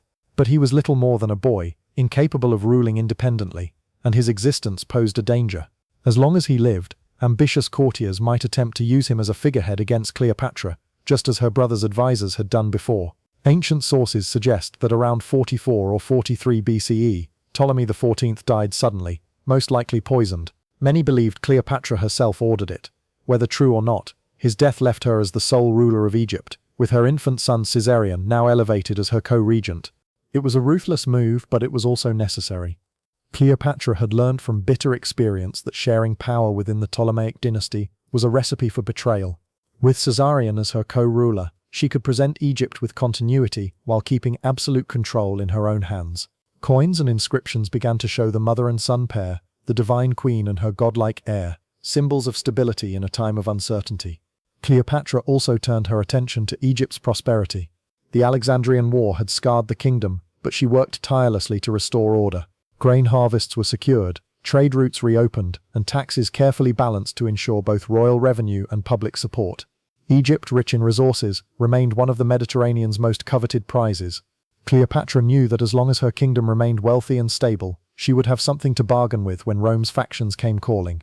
But she also prepared for the worst. She strengthened Egypt's defenses, ensured the loyalty of key generals, and quietly built up reserves of wealth. Gold, grain, and ships. These were the tools that could buy allies in Rome's endless wars. Cleopatra understood that Egypt could never match Rome's legions in battle, but Egypt's wealth could tip the scales in a struggle between rival Romans. And in a world where alliances shifted with the tide, money and resources were as powerful as swords. Amidst this preparation, Cleopatra also cultivated her image with renewed vigor. She appeared frequently in public as Isis, mother goddess and protector of the kingdom, holding Caesarion as Horus reborn. To her people, she was not merely a monarch, she was divine. This blending of politics and religion was a masterstroke, for it bound her subjects to her not just by law, but by faith. In a time when Rome's leaders were mortal men tearing each other apart, Cleopatra stood as something greater, a queen chosen by the gods. Yet even in her apparent security, Cleopatra must have felt the shadow of Rome looming over her. She knew that the civil war raging across the Mediterranean would not end without consequence for Egypt. Already, Antony and Octavian were carving up Caesar's legacy, their armies growing, their ambitions colliding. Eventually, one of them would look south, toward Egypt, and demand her allegiance. For now, though, Cleopatra stood alone, widowed in power, hardened by betrayal, and determined to guard her throne at any cost. She had lost Caesar, but she still held Egypt, and she still had Caesarion. Her dynasty lived, her kingdom thrived, and her enemies trembled at the thought of crossing her. The Ides of March had shattered the old world, but Cleopatra had survived its storm. Ahead lay new trials, new alliances, and a partnership that would define the next chapter of her life, her meeting with Mark Antony. In the years after Caesar's assassination, Rome was ruled not by unity, but by uneasy compromise. The second triumvirate, Mark Antony, Octavian, and Lepidus, had crushed Caesar's assassins, but their alliance was one of necessity, not trust. Each man sought his share of power, each wary of betrayal by the others. And in this shifting world, Cleopatra's role grew more vital than ever. By 41 BCE, Mark Antony held command of the eastern provinces. A veteran general, Caesar's right-hand man in life, and avenger in death, Antony was renowned for his charisma, bravery, and larger-than-life presence. But he was also known for extravagance and a taste for pleasure. When he summoned Cleopatra to meet him in Tarsus, a city in modern-day Turkey, it was not merely a courtesy. He wished to question her loyalty. Where had Egypt stood during the years of Roman civil war, and why had she not given more open support? For Cleopatra, the summons was a moment of reckoning. She could not refuse Antony, yet she would not bow to him meekly. Instead, she prepared a response worthy of legend. If Antony wished to measure her loyalty, she would show him her power. If he sought to intimidate her, she would dazzle him instead. The stage was set on the Cydnus River. Cleopatra arrived, not in humble procession, but in a spectacle designed to captivate. Ancient writers describe her barge as a floating palace. Sails of purple billowed in the wind, oars of silver flashed in the sunlight, and the air was perfumed with incense. Cleopatra reclined beneath a golden canopy, dressed as the goddess Isis, while boys dressed as cupids fanned her with plumes. Musicians played, dancers moved, and the entire display shimmered with wealth, beauty, and divine majesty. Crowds gathered on the riverbanks, abandoning Antony's court to witness the queen's arrival. The general himself could not help but be enchanted. Cleopatra had turned what might have been an interrogation into a triumph. In a single moment, she reminded Antony and all of Tarsus that she was no supplicant. She was a queen, equal to any Roman, and mistress of one of the wealthiest kingdoms on earth. When Antony invited her to dine with him, she turned the tables and invited him instead to her banquet. The feast was lavish beyond imagination. Tables heavy with gold and jewels, rare delicacies served on platters of silver, and wine flowing endlessly. Cleopatra's charm was not only in wealth but in wit. She spoke with Antony as an equal, engaging him in conversation, mixing sharp intelligence with warmth and humor. The general, used to flatterers and courtiers, found himself disarmed by a woman who could match his presence with her own. In Tarsus, an alliance was forged. Cleopatra promised Antony the support he needed in the east. Egypt's wealth, its grain, and its fleet, if he in turn would protect her throne and her son. For Cleopatra, it was a chance to secure Egypt's safety amidst Rome's turmoil. For Antony, it was more than politics. It was fascination. Cleopatra had conquered him not with armies, but with spectacle, intelligence, and allure. As she departed Tarsus, Cleopatra had achieved her goal. Antony was no longer a suspicious general demanding tribute. He was a partner, enchanted and impressed, ready to follow her to Alexandria. The queen who had once captivated Caesar had now ensnared his greatest general, and together they would begin a partnership that would shake the foundations of the ancient world. When Mark Antony followed Cleopatra to Alexandria, he entered not just a city, but a world of wonder. For centuries, Alexandria had stood as the jewel of Egypt, a crossroads of trade, scholarship, and culture. To Antony, it was a place of intoxicating luxury, a sharp contrast to the harsh discipline of Roman camps and the grey stone of the Senate. And at the heart of it all was Cleopatra, the queen who knew how to make her city shine brighter than ever. Cleopatra welcomed Antony with spectacles worthy of a goddess, banquets dazzled with gold and silver, fountains spilled with wine, and rare delicacies arrived from every corner of her empire. Yet the queen's charm was not merely in wealth. She knew how to captivate Antony's heart and mind. She matched his love for extravagance with her own, but she also engaged him in matters of state, philosophy, and strategy. With her, Antony was not just a general, he was a partner in empire. Their relationship quickly deepened. What began as political alliance blossomed into romance. Ancient writers describe their days filled with feasting, hunting, and games, and their nights with endless conversation. Cleopatra indulged Antony's taste for spectacle, creating a world where duty and pleasure blended seamlessly. The two even formed a society known as the Inimitable Livers, a circle devoted to feasting, revelry, and the pursuit of joy. To outsiders it seemed decadence. To Cleopatra and Antony, it was bonding, an escape from the pressures of rule and war. But beneath the splendor lay strategy. Cleopatra knew that Egypt's survival depended on Roman protection, and Antony's loyalty gave her exactly that. By binding him to her not only politically but personally, she ensured that her throne was safe from rivals and Rome's interference. Antony, in turn, found in Cleopatra more than pleasure. He discovered a queen whose intelligence and ambition mirrored his own. She provided him with wealth, ships, and the vision of ruling not just Rome but the East itself. In time, their union bore fruit. Children who symbolized their powerful alliance. Cleopatra gave birth to twins, Alexander Helios and Cleopatra Selene, followed later by another son, Ptolemy Philadelphus. To the queen, these children were more than heirs. They were symbols of dynastic strength, proof that her bond with Antony was not a fleeting romance but a foundation for the future. With Caesarion already at her side as co-ruler, Cleopatra's family now embodied a new dynasty, one that could claim descent from both Rome and Egypt, east and west. The people of Alexandria embraced Antony with enthusiasm. The general, with his booming voice and soldier's charm, won the admiration of the crowds. He joined their festivals, participated in their games, and lived not as a distant Roman overlord but as one of their own. In return, he basked in their loyalty, enjoying a popularity he seldom felt in Rome. In Egypt, Antony was not a mere politician struggling against rivals. He was a king in all but name. Yet even as Cleopatra and Antony reveled in their partnership, storm clouds gathered beyond the Nile. In Rome, Octavian watched with suspicion, whispering to the Senate that Antony had fallen under the spell of a foreign queen. Each feast, each display of wealth, each child born of their union became fuel for propaganda. To Octavian, Cleopatra was not merely Egypt's queen, she was a threat, a woman who might tempt Antony to place Alexandria above Rome. For now, however, Cleopatra and Antony cared little for Octavian's whispers. In Alexandria, their union flourished. Together they ruled with splendor, ambition, and confidence, dreaming not of survival but of empire. By the late 30s BCE, Cleopatra and Antony had become more than lovers. They were rulers of the East. From Alexandria, they projected power across the Mediterranean, their partnership a dazzling fusion of Egyptian wealth and Roman military might. To their allies, they were protectors and patrons. To their enemies in Rome, they were a looming threat, a pair whose ambitions stretched beyond kingdoms to empire itself. Antony divided his time between Rome and Egypt, but whenever he returned to Alexandria, he embraced his role not as a Roman general, but as Cleopatra's partner in rule. Together they presided over ceremonies, parades and festivals that showcased their grandeur. Cleopatra, adorned as Isis, stood beside Antony, who appeared as Dionysus, god of wine and conquest. Their imagery was no accident. It announced to the world that theirs was not a mere affair, but a union sanctified by the gods. The queen and the general also turned their eyes outward.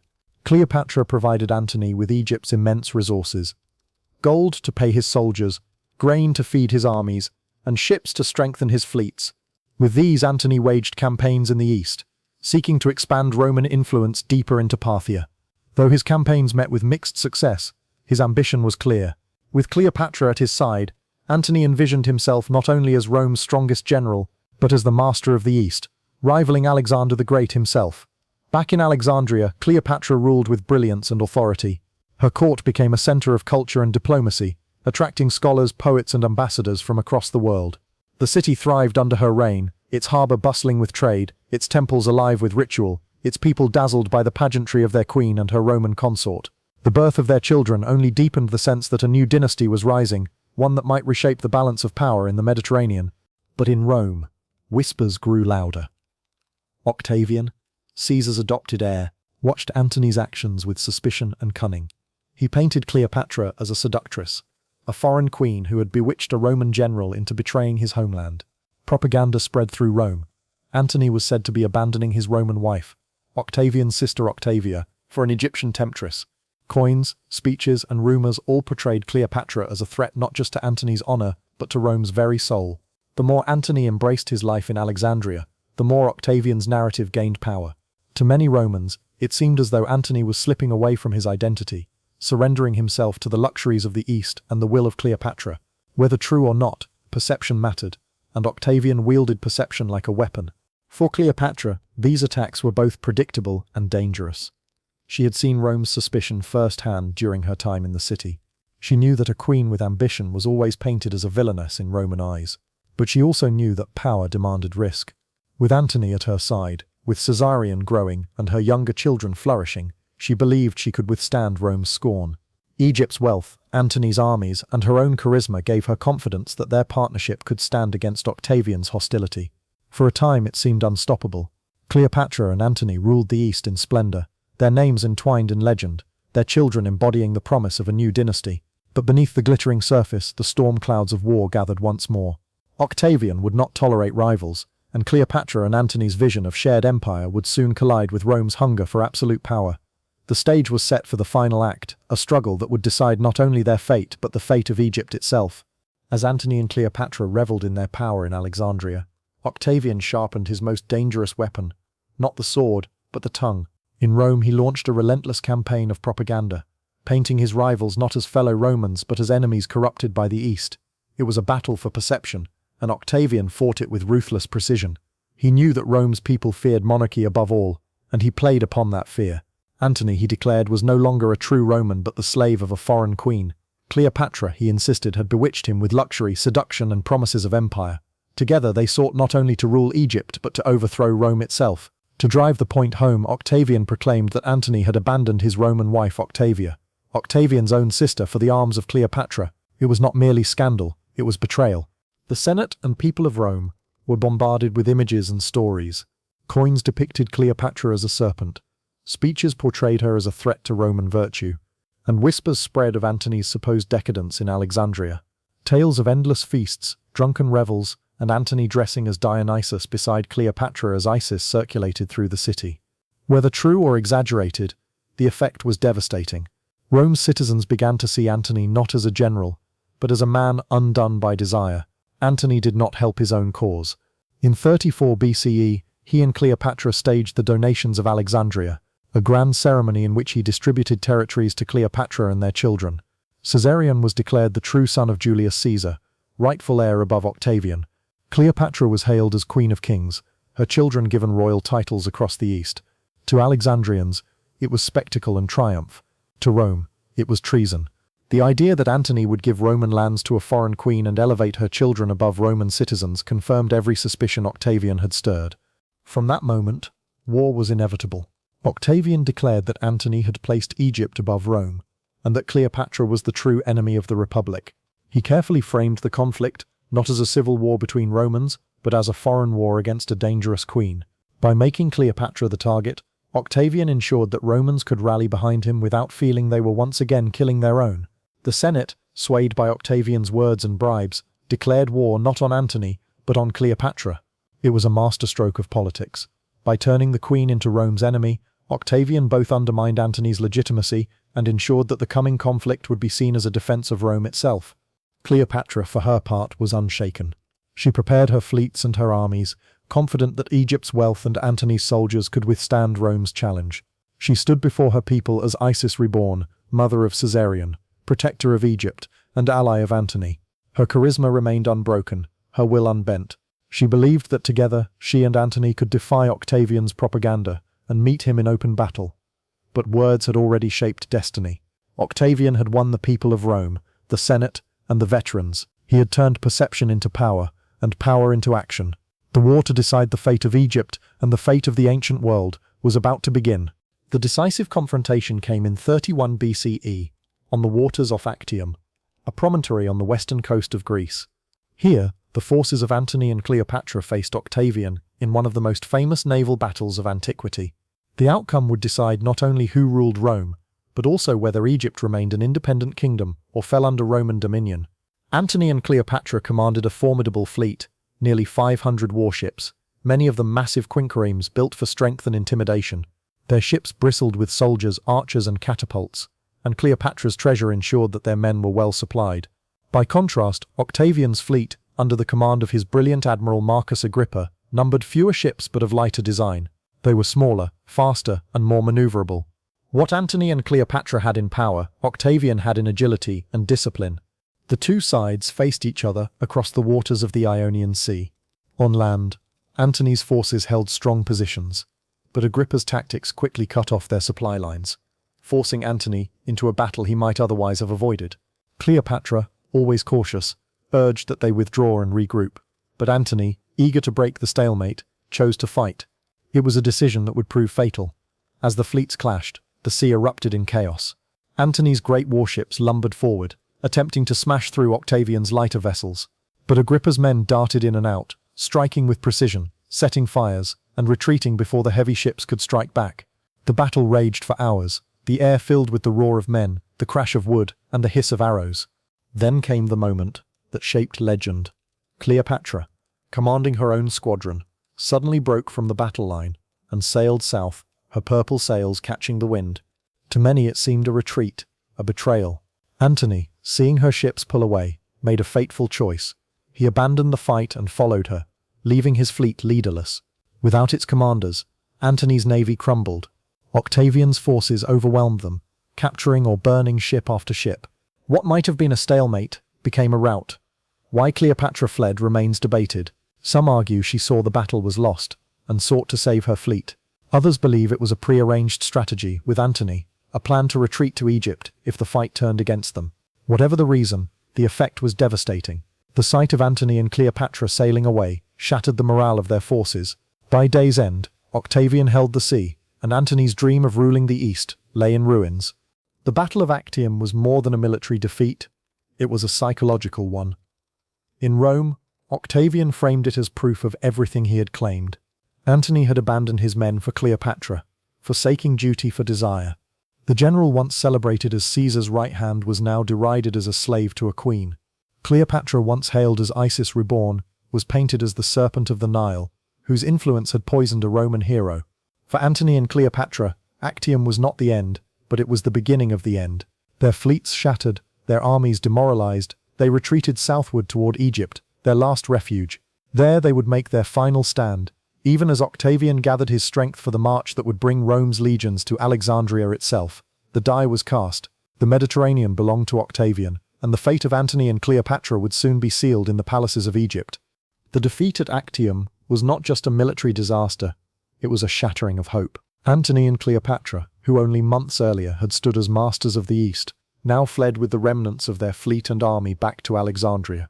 The city that had once been their stage of triumph would now become their prison, the last stronghold against Octavian's relentless advance. In Alexandria, Cleopatra worked feverishly to restore confidence. She presented herself before her people in the robes of Isis, carrying Caesarion as Horus reborn, assuring them that Egypt's gods still favored their queen. She reopened temples, distributed food, and staged processions, reminding her subjects of the wealth and splendor that still flowed through the kingdom. Yet beneath the grandeur, anxiety lingered. The people knew that Octavian's legions would come, and that Egypt alone could not withstand the might of Rome. Antony, once the Lion of Rome, was a man transformed. The defeat at Actium had broken his spirit. His soldiers had seen him abandon the fight, and though many remained loyal, their faith was shaken. He spent his days in the palace, drinking heavily, clinging to Cleopatra's presence, and retreating into feasts and revels. To his enemies, it seemed proof of Octavian's propaganda that Antony was no longer a general, but a slave to passion.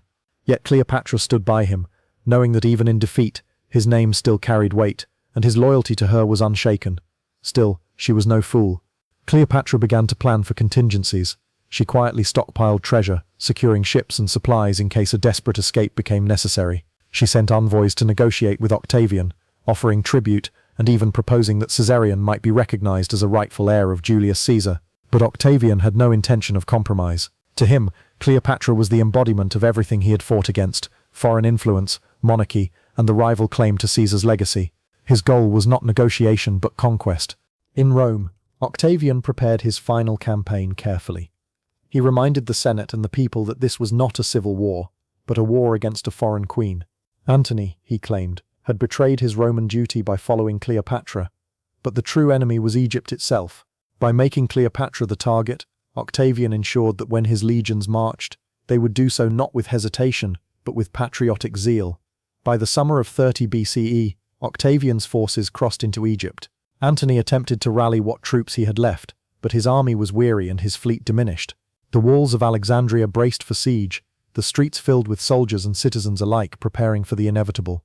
Cleopatra retreated into her mausoleum, a structure she had built not only as a monument to her reign, but as a refuge for her treasures. To some, it seemed she was preparing for death, even as she proclaimed defiance. For Cleopatra, the stakes were greater than her own survival. She feared what would happen if Octavian captured her alive.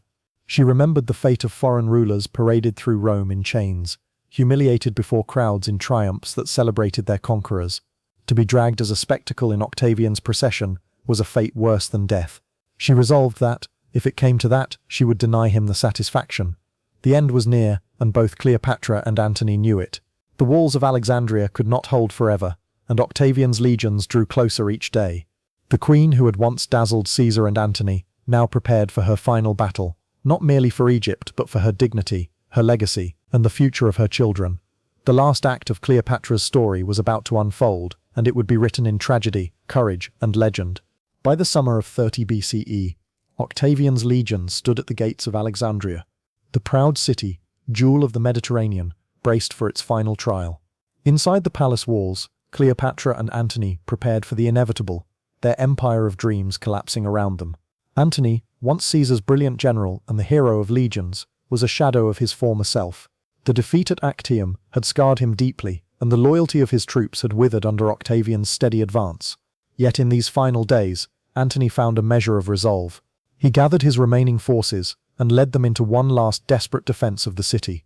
The fighting was fierce, but it was hopeless.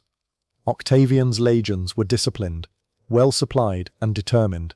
Antony's men, exhausted and outnumbered, could not withstand the tide. As the walls of Alexandria buckled under Rome's assault, Antony received word that Cleopatra had retreated to her mausoleum with her treasures, and according to rumor, that she had taken her own life. Believing the love of his life gone, Antony was consumed by despair. He could not face the humiliation of capture, nor could he imagine life without Cleopatra. In the Roman tradition of a defeated general, he chose to fall upon his own sword. The blade struck deep, but death did not come swiftly. Instead, bleeding and broken, Antony called for his attendants to carry him to Cleopatra. When word reached the queen that Antony still lived, she ordered that he be brought to her. The scene was one of the most poignant in ancient history. Antony, dying, was hoisted by ropes through a window into Cleopatra's mausoleum, where she held him in her arms. According to Plutarch, she tore her garments to staunch his wounds, weeping as she cradled the man who had shared her triumphs and her downfall. In those final moments, Antony spoke of honor, of love, and of defeat. He urged Cleopatra to make her peace with Octavian, to protect their children, and to endure. Then, with his last breath, he died in her embrace. The great general, who had marched with Caesar, who had ruled the East with Cleopatra, was gone. For Cleopatra, Antony's death was both tragedy and revelation. She mourned the loss of her partner, but she also saw her fate clearly. With Antony dead, she stood alone before Octavian, the master of Rome. Her choices were limited: surrender and face humiliation in chains, or seize control of her destiny one last time. But for now, grief overwhelmed strategy. The palace was filled with mourning, the streets with whispers, and the once proud queen sat in her mausoleum beside the body of the man she had loved and lost. Their dream of empire was shattered, but Cleopatra was not yet finished. She would face Octavian on her own terms, with the same courage and cunning that had defined her life. The queen who had charmed Caesar, who had ruled beside Antony, who had faced exile, war and ruin, now stood at the threshold of her final act. With Antony dead, Cleopatra's fate rested in the hands of Octavian. The young Roman, now undisputed master of the Republic, marched into Alexandria, not as a destroyer, but as a conqueror seeking order. He knew Egypt's wealth was too precious to waste in flames. For Cleopatra, this offered both hope and dread. Hope that she might secure mercy for her children, dread that she herself would be dragged to Rome as a living trophy in his triumph. Cleopatra's first instinct was survival. She fortified herself within her mausoleum, a grand structure she had filled with gold, silver, and precious jewels. By presenting herself there, surrounded by treasure, she sent Octavian a message. If he intended to parade her through Rome, he would gain nothing but ashes, for she would burn both herself and her riches before submitting to such humiliation. Octavian, however, was shrewd. He knew the value of Cleopatra alive. The spectacle of the Egyptian queen, paraded in chains through Rome, would be the crowning jewel of his triumph, a final proof that he had subdued not only Antony, but also the fabled serpent of the Nile. And so he sought to reassure her. He sent envoys with promises of mercy, urging her to surrender and guaranteeing her safety. Cleopatra, suspicious but pragmatic, allowed negotiations to begin. In their meetings, Octavian played the role of magnanimous victor. He promised that she would not be harmed, that her children would be spared, and that she might even continue to live under Roman protection. Cleopatra, however, was no naive supplicant. She tested him carefully, weighing his words against his ambition. She presented herself not as a broken prisoner, but as a queen, still regal in bearing, still robed as Isis, still commanding attention with her wit and charm. Privately, though, Cleopatra understood the reality. Octavian had no interest in preserving her throne, no desire to honor her as a sovereign. His words were honeyed, but his eyes were fixed on Caesarion, the boy who represented a dangerous rival. The son of Julius Caesar could not be allowed to live, for his very existence undermined Octavian's claim as Caesar's heir. Cleopatra may have pleaded for her son, but in her heart she knew his life was already doomed. What she did retain was her pride. To be paraded in Rome, bound and humiliated, was unthinkable.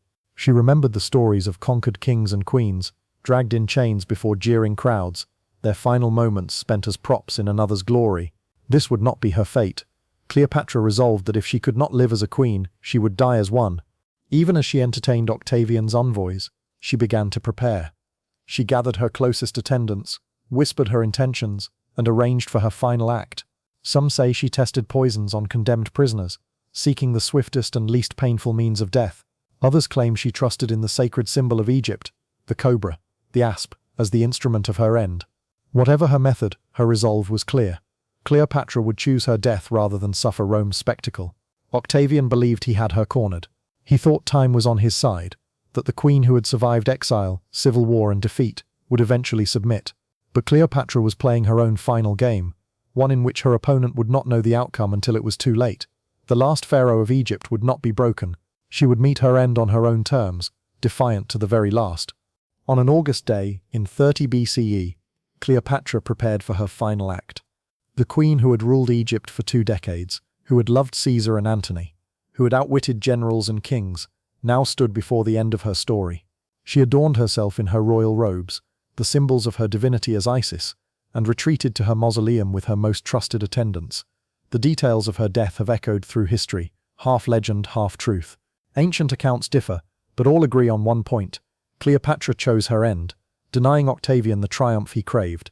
Some say she smuggled a basket of figs into her chamber, hiding within it the asp, the sacred cobra of Egypt. Others claim a vial of poison was prepared, its venom tested and perfected. Whatever the method, Cleopatra ensured her death was hers alone, a final assertion of sovereignty. With calm dignity, she embraced the instrument of her fate. Some stories describe her reclining on a golden couch, taking the serpent to her breast as if it were a lover.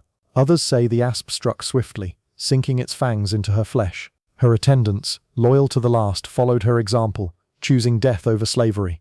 When Octavian's men finally forced their way into the mausoleum, they found Cleopatra lifeless, her beauty undiminished, her dignity intact. The shock was profound. Octavian had planned to parade her through Rome, to display her as the prize of his conquest. Instead, she had denied him that victory. He had taken Egypt, but Cleopatra had kept her pride. For Octavian, it was both frustration and relief. He declared her buried with honor beside Antony, recognizing in death what he had sought to crush in life, the power of a queen who had stood against Rome. With Cleopatra's death, the Ptolemaic dynasty ended, and with it, the age of pharaohs. Egypt became a province of Rome, its vast wealth flowing into Octavian's hands. Caesarion, her son by Julius Caesar, was captured and executed, too dangerous a rival to live. Her children by Antony were spared, raised in Rome by Octavia, Antony's Roman wife. They lived, but their destiny was far from the thrones their parents had envisioned, and yet Cleopatra's legacy could not be extinguished. To her people, she remained the embodiment of Isis, the queen who had fought to the last for Egypt's independence. To Rome, she became both a cautionary tale and a fascination, remembered in poetry, drama, and rumor. Over centuries, her image would be reshaped, sometimes a temptress, sometimes a heroine, always unforgettable. What endures is not simply her death, but her life. Cleopatra was the last pharaoh of Egypt, the last to speak for an ancient civilization that had endured for 3,000 years. She was a woman who ruled in a world of men, who matched wits with Caesar and Antony, who defied expectations with intelligence, charm, and audacity. Her reign was marked by war and tragedy, but also by resilience, brilliance, and the refusal to be diminished. In her death, Cleopatra achieved what she had sought in life, to remain sovereign, to choose her fate, and to live forever in memory. More than 2,000 years later, her name still resonates, her story still captivates. She was not merely a queen, she was a legend. The Nile still flows, the sands still shift, and the monuments of Egypt still rise against the sky. And among them, in memory and myth, lives Cleopatra, the last pharaoh. And so we reach the end of Cleopatra's story, one of the most remarkable lives in all of history. From her rise as a young queen in a kingdom threatened by collapse, to her alliances with the most powerful men of Rome, to her tragic death that marked the fall of Egypt's independence, Cleopatra's life was a tale of brilliance, courage, and resilience. She was the last pharaoh, the last voice of an ancient world that had endured for 3 millennia. With her, the line of rulers that began with Nama, Khufu, and Ramses came to its close. Egypt did not vanish, but it became something different, absorbed into the vast machinery of the Roman Empire. The pyramids still stood, the Nile still flowed, but never again would Egypt stand as a sovereign power under its own king or queen. And yet, Cleopatra did not fade into silence. Her name has echoed across 2,000 years. To the Romans, she became a figure of fascination and fear, remembered in plays, poems, and propaganda. To later generations, she was transformed into legend, a symbol of beauty, of love, of ambition, of the eternal struggle between passion and power. But behind the myths was a real woman. Cleopatra was not only a queen who captured hearts, she was a ruler who navigated impossible odds. She spoke the languages of her people, she honored their gods, she governed with both pragmatism and vision. She faced exile, betrayal, and defeat, yet always returned, always found a way to endure, until the very end, when she claimed the only power left to her, the power to choose her death. Her story reminds us that history is not only written in battles and empires, but in the lives of those who dare to stand against the tide. Cleopatra stood against Rome itself, not with legions, but with intellect, charisma, and unshakable will. And though she fell, she has never been forgotten. As we close this journey, let us remember Cleopatra not just as the lover of Caesar or Antony, not just as a queen who died with an asp at her breast, but as the last pharaoh of Egypt, a woman who in life and in legend shaped the memory of an entire civilization. Thank you for joining us on this journey through her world. If you enjoyed this series, stay with us as we continue to explore the lives, the empires, and the stories that shaped our past. Because history is not gone, it still speaks, and it still has much to teach us. This was the story of Cleopatra, the last pharaoh of Egypt.